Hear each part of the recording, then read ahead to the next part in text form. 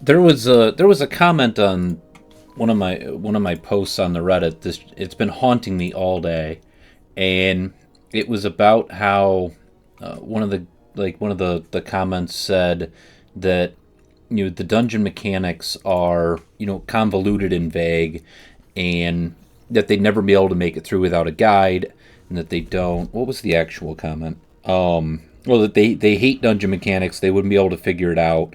There's no pattern to show you what you're supposed to do, and so you just stand around just guessing and not knowing what to do. And so it's been haunting me all day because I really love how some of these dungeons are designed. So I just kind of wanted to give my thought process on how I approach a dungeon and how I try to figure things out. Oh, I wanted to reset this, by the way, so that I'm not here. Let me go back to orbit.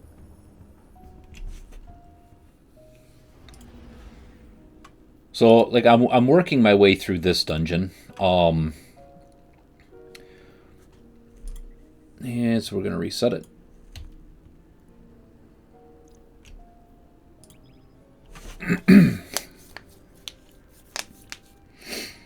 And I mean, for the most part, you're gonna enter something having zero idea what to do, right? Like it's just, you just don't know.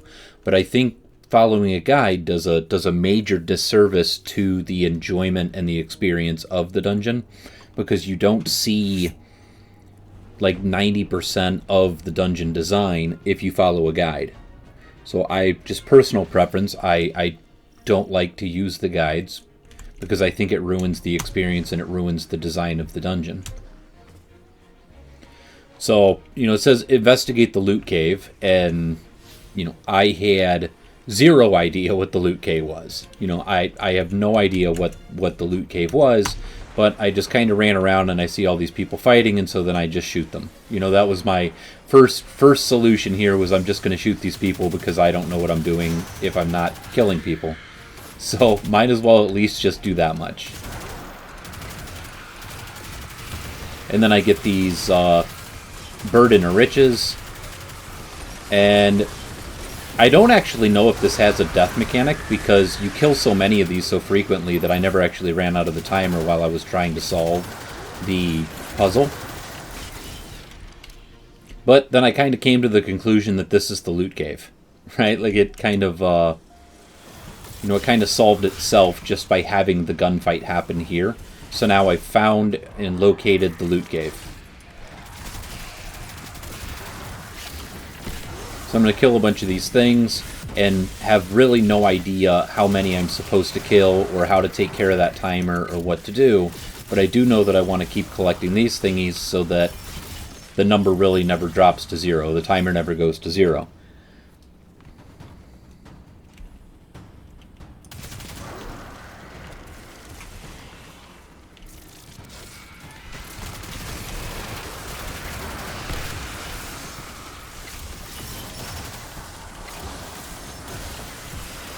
So now it seems like if I stand here by this crystal, it takes all of my numbers down.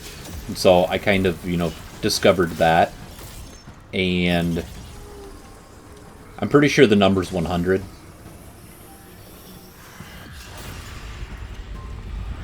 So now it lets you progress to the next section. And so all of that was kind of found accidentally. None of it was on purpose. It wasn't, it was vaguely alluded to, but it kind of happens naturally and on accident. It's the end of day 2. I'm thinking that damn vandal outsmarted us. When we chased him into the loot cave, I was sure he'd lead us right to the source of the treasure. And then here I didn't really know where to go. I thought about maybe jumping across there because there's a platform there. And so then I jumped down to this, but then you realize that you can't actually get out of this and it kills you. So then the question is, where do I go from here? And it's more just observation. You just look around. I might have died, 5 or 10 times trying to figure out where to actually go from here. And then I realized there's a platform over there that I can jump to. And so I just kind of traverse around.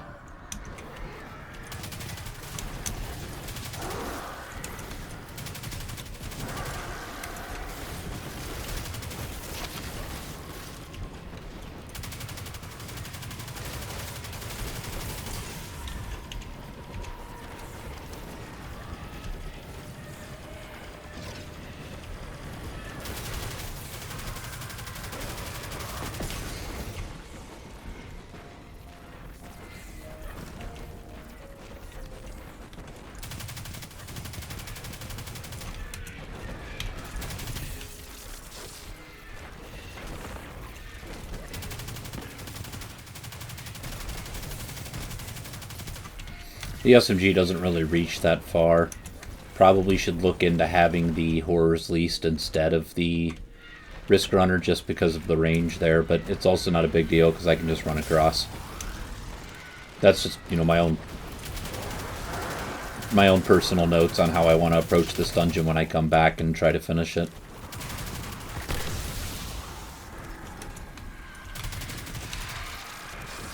I'm gonna zone that off and go and kill this guy.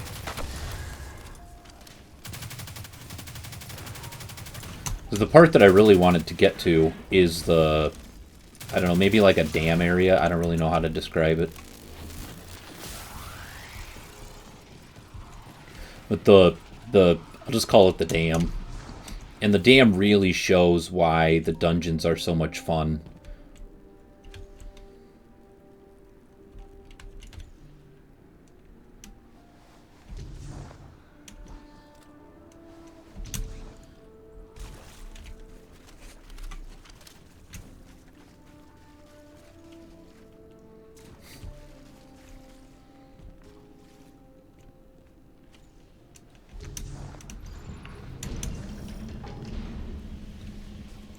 Alright, so here, if you were following a guide, it would ruin the entire design of the dungeon. Like this section, this whole section here is brilliantly designed. Like I can't give enough credit to how fucking stupid this section is. And it's maybe 5 minutes. Like maybe. But it takes 45 minutes to figure out because it's so fucking troll. It's brilliant. And so, like, the guy who designed this had, like, a mental picture of how the player would approach certain obstacles and how you're supposed to solve it. And the instructions are relatively hidden, but they're hidden in plain sight, to where once you see them, you start to appreciate the genius of what was constructed in this dungeon. It's so fucking ridiculous. Whoever the designer was probably sitting in the office putting this together, and it's absolutely brilliant. And he knew, he's just like scheming of how stupid this is. So you got like these arrows. I can't appreciate this enough. There's these like stupid ass arrows that are like, oh hey, come here, right? And so like you notice these little things when you spend 45 minutes dying. You're like, okay, what the fuck is happening? And that's the parts that you miss when you follow a guide, is that there's fucking arrows pointing at this saying, hey, come here, but it doesn't do anything, right? And so then you're looking around, and just like, oh, the death skull here on this door, but not on this door. So then it leads you to believe that you should come to this door. Now there's an activation switch, and then there's an activation switch there. And so you say, okay, I will trust the designer. It's so stupid. And it kills you. And it kills you. It's so stupid. Like, I really, the Reddit comment, like hurt my soul because this, if you're missing out on just this troll bullshit and or skipping through all of it with a guide, because some of it you don't really have a choice. You pick that switch and you had a choice and you killed yourself, and so you can't be that mad at it because you did it to yourself. And so you say, okay, well, the only other switch, once you look around for a while, you try to figure out if there's an alternative, because now you think switches kill you. And so you avoid hitting this switch because switches kill you. And so you look around, you find no other solution, and you say, okay, well, I have to hit this switch. And then the switch opens, no big deal. And so then, oh, there's another switch, so let me just go, and I'm not going to kill myself, but there's a pressure pad right here. And so you hit this switch, you see that switch, and you're tunnel visioned in with like this 3D box space that you just go straight to the switch. And the idea is that you're just going to run into it. And so since you run into it, you run into this pressure plate and you instantly die again. Right? It's the designer knows you're going to die here. And so you don't have to become frustrated with the vagueness of the design, because that was designed on purpose. You're supposed to die there. You're supposed to die there. You're supposed to stand there and look at this vault door and all these stupid arrows, and then, try to figure out how to get out of it. So you open this, and then you jump across. Because you say, oh, there's a pressure pad, I have to jump across. And then you activate the fucking switch. And then there's a second troll joke here that the designer put in. These I-beams on the roof. You can't jump back because it kills you. I spent 45 minutes doing this. I'm still laughing about it. And the Reddit comment really does hurt my soul. Because if you skip this stuff with a guide, you miss all of these tiny details. That somebody sat down in an office and constructed this entire sequence for this purpose. So you jump across, but because you were tunnel visioned into here and tunnel visioned into the walking space, you don't really recognize that you're supposed to operate in 3D space. You're supposed to jump up here. That's the solution. It's that simple. And he could probably get 6 or 7 deaths out of this. You jump here. You don't really realize. Well, you realize you hit the ceiling or you hit the pole, and so you try to do like little half jumps or little floaty jumps. You try to get your way through this walkway because you're operating within this tunnel vision space. When the simple, elegant solution was, you just go over here. But the reason that these desks exist is so that the path isn't like free and clear. It's not immediately obvious, and when you walk in, you just ignore, like tunnel vision wise, everything on your right side. And it's brilliant design. I'm not a fan of following guides because you miss all of these tiny nuances. And so that opens this, and then you come in here, and like if he's already squeezed 20 or 30 deaths out of just this room alone, I mean, that's a big win for the designer, right? None of it was malicious. None of it was his fault. You did every single death you did to yourself, and that's what makes it brilliant. The frustrating dungeons, the ones that kill you on some bullshit, those are bad designs. And, I could cover those after this sequence too, but I mean, this has another section here. That was a terrible jump, so I'm just going to take that death. That was a terrible jump.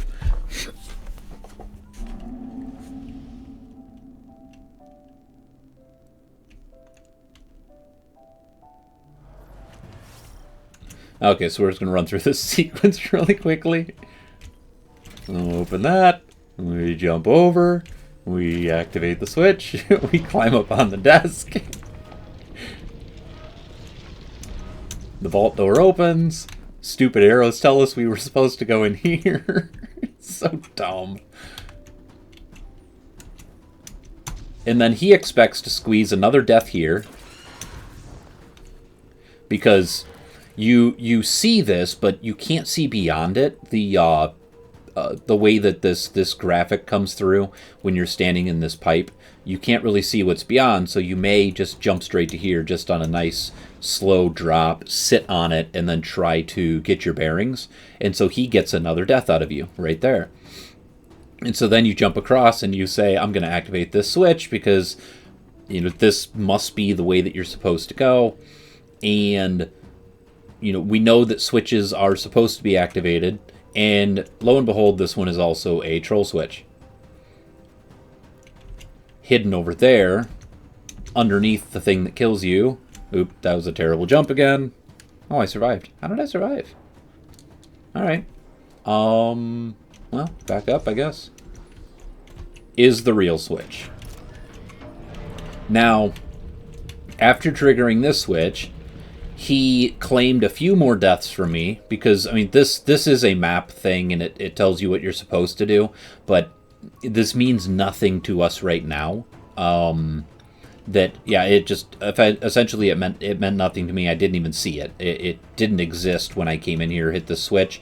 I didn't see it, didn't pay attention to it, didn't know it was there. Went back outside, and I asked myself, okay, what did this switch open?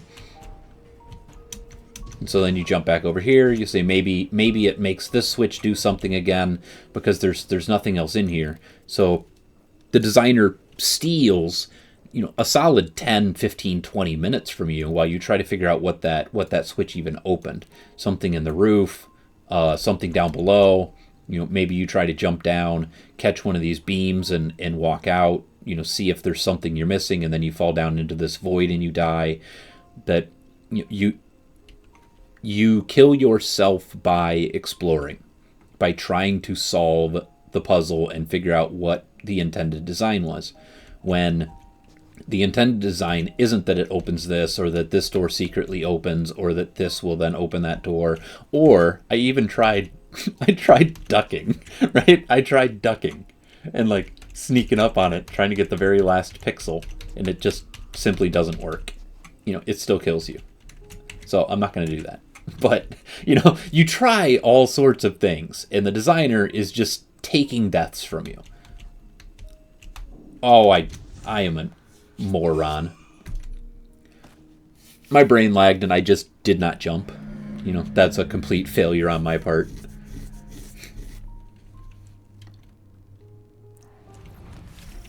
Okay, so now let's run through that sequence.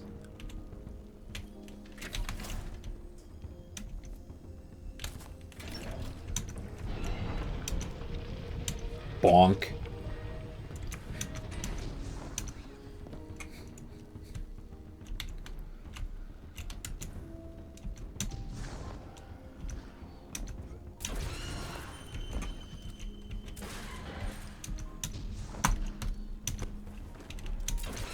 Well, that went poorly. I jumped too high.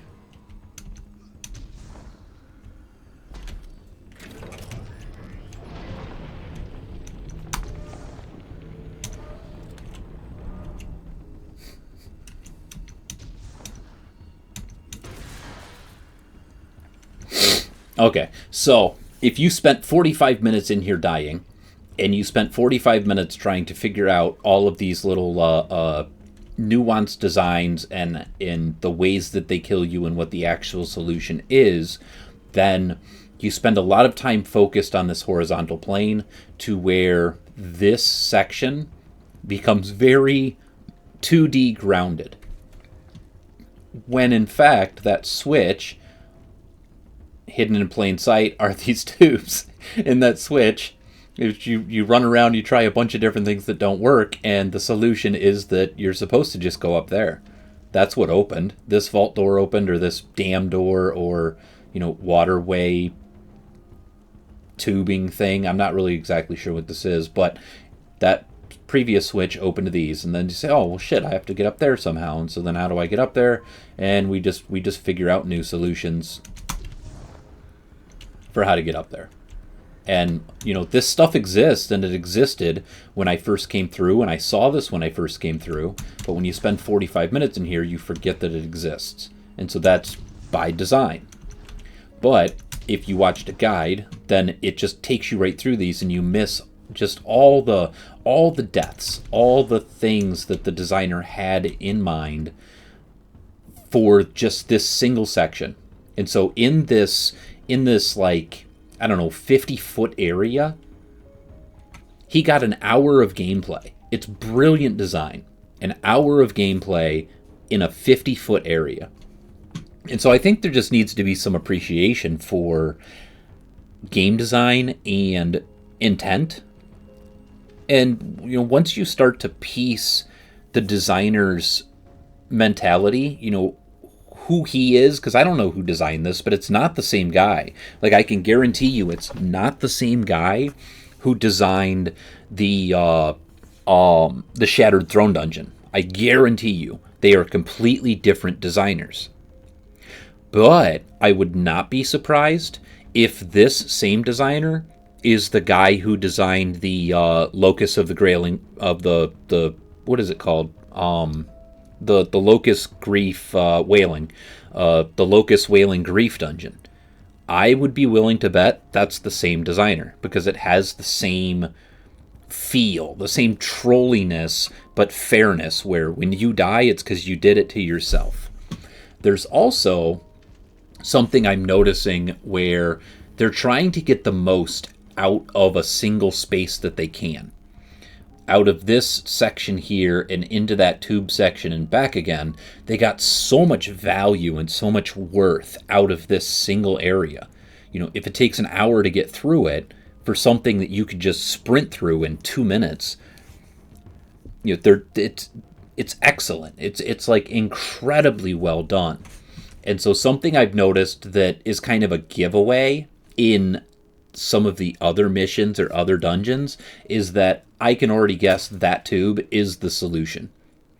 That they don't want you to go and exit out of this tube or that tube or this tube or that tube, because then you never even see or experience the other tubes. There is nothing in there. You know, they're empty. It's like a pile of rubble. So that's a dead switch. Like, we can already guess that, right? Dead switch. But these other ones, they don't have anything in them. They're just, you know, piles of rubble and a broken fan and one of the other ones and stuff. But they want you to traverse across the room because they put all this stuff in the room. You know, it's a very simplistic room, and so they want you to at least utilize the space. You know, utilize the space given. That I could already guess without even looking that, you know, I don't have to try these other switches. I never even tried these, but I'm pretty sure they kill you. Unless it's some kind of, like, secret boss. I learned that exists because I didn't know that was a thing in these games. With, like, some kind of xenophage gun in another dungeon, that there was some secrets that I just didn't know about. So unless this is some kind of secret that I was supposed to try out, which I might try out, you know, another time. But I just went into this tunnel because I already knew that was going to be the solution. You can see light through this one. This one doesn't trick me. And then this one goes up, right?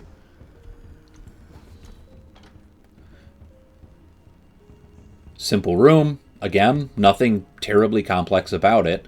And you've got this wall, and you can't see through this wall. And this motherfucker, I fucking jumped up here, jumped over, and then just died. And said, oh, well done. You know, that was exactly what was planned. He's already, like, psychologically lived rent-free in your head and knew how you were going to view the pathway of this section. And then you kill yourself.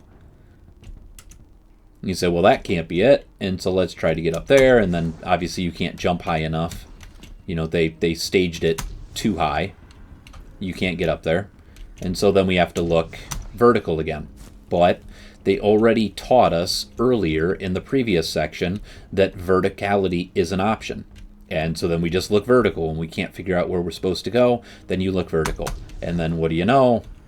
Another stupid sign. Right? It's just so dumb. It stands out so, like, blatantly with this blue color of this traffic sign on this, like, rusty ass panels and stuff. It's just so dumb. Like this. Oh, and I almost killed myself. So then obviously right there, you jump up, you follow the sign. The sign points to jump up here, and then you kill yourself, and that's how that goes, right? Like, I really enjoy this design style where you killed yourself, falling into that's a trap, by the way, that right there. Yep, down into the pits again. So they're not malicious; they are troll. But when it happens, you say, I did that to myself. There are some bullshit. So this is the entire sequence. Like, that's it. That is that section. But it got so much value out of it. Was this a troll? I don't remember.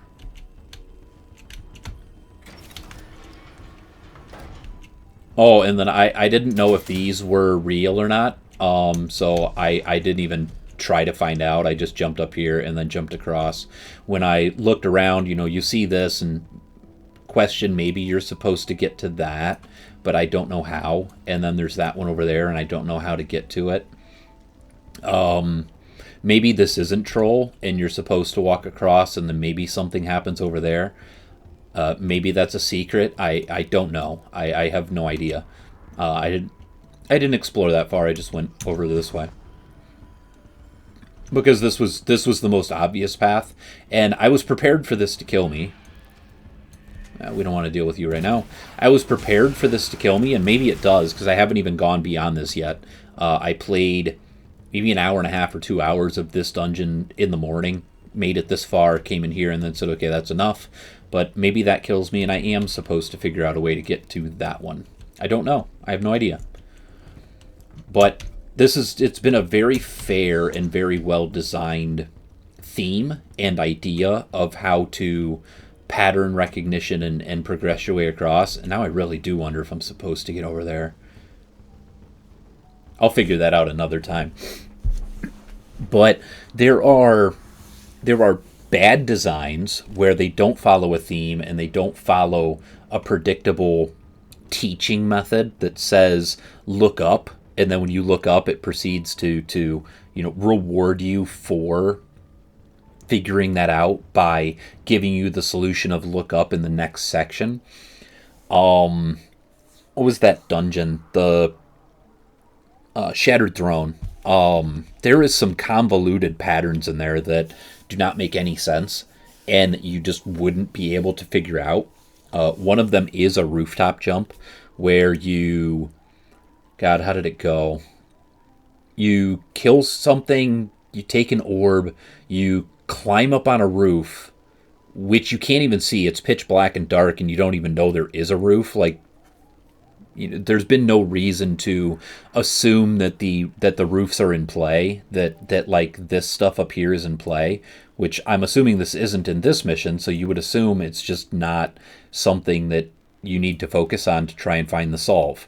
But in the Shattered Throne, you have to get up on like a roof and then take that roof, jump all the way across to another roof, and then plant the orb, spawn a boss, and kill it. And it just made no sense thematically. There wasn't anything about that section of the dungeon that had previously taught you that. And I had the same issue in Derealize. I think that's what it's called. Derealize and Exotic Mission 0 Hour, where there's an entirely blind jump. It doesn't